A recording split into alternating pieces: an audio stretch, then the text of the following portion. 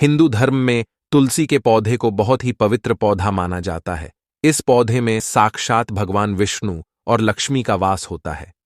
भगवान विष्णु तुलसी पत्र के बिना किसी भी प्रकार का भोग स्वीकार नहीं करते हैं। तुलसी को विष्णु प्रिया भी कहा जाता है, इसीलिए जो मनुष्य तुलसी की पूजा करता है वह कभी दरिद्री नहीं रहता है, उसकी कभी दुर्गति नहीं होती है। ऐसा मनुष्य घोर पाप करने पर भी नरक में नहीं जाता है। तुलसी को मात्र जल देने से क्या फल मिलता है, आइए जानते हैं इस महान कथा के माध्यम से। एक बार देवी सत्यभामा भगवान श्री कृष्ण से पूछती है, हे स्वामी, आप तो तीनों लोकों के स्वामी हैं, फिर भी आप इस तुलसी के पौधे की पूजा क्यों करते हैं? इसे नित्य जल क्यों चढ़ाते हैं?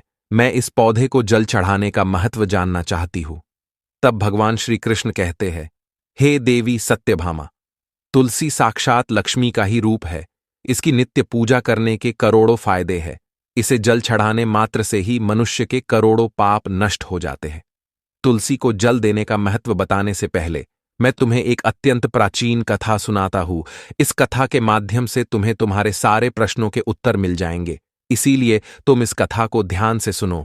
श्री कृष्ण कहते हैं, हे देवी, जो भी मनुष्य केवल इस कथा का श्रवण कर लेता है उसे 100 वर्षों तक तुलसी को जल देने का फल प्राप्त होता है।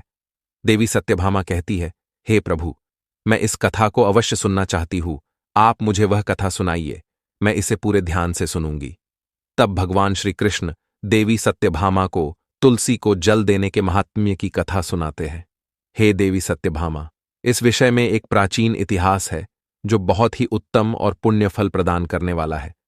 पूर्वकाल की बात है, अवंतीपुरी में धनेश्वर नाम का ब्राह्मण रहता था। वह जन्म से तो ब्राह्मण था, किंतु वह कर्म से भ्रष्ट, कपटी बुद्धि वाला, कंबल तथा चमड़ा आदि बेचकर धन कमाने वाला तथा अत्यधिक झूठ बोलने वाला था। उसका मन हमेशा बुरे काम करने में लगा रहता था। वह चोरी, वेश्यागमन तथा जुए में आसक्त रहता था। उसने अपने जीवन में कभी पुण्य के काम नहीं किए, शास्त्रों का अध्ययन नहीं किया, पूजा पाठ भी नहीं किया। सदैव अपना मन दूसरों के धन पर लगाकर रहता था। वह दिन में धन कमाता और रात्रि में वेश्याओं के साथ रात बिताता था। इस प्रकार से वह अत्यंत पापी धनेश्वर ब्राह्मण अपना जीवन केवल पाप करने में व्यतीत करता था। उसने अपने मुख से कभी भगवान विष्णु का नाम भी नहीं लिया और न कभी देवी देवताओं का पूजन किया। इस प्रकार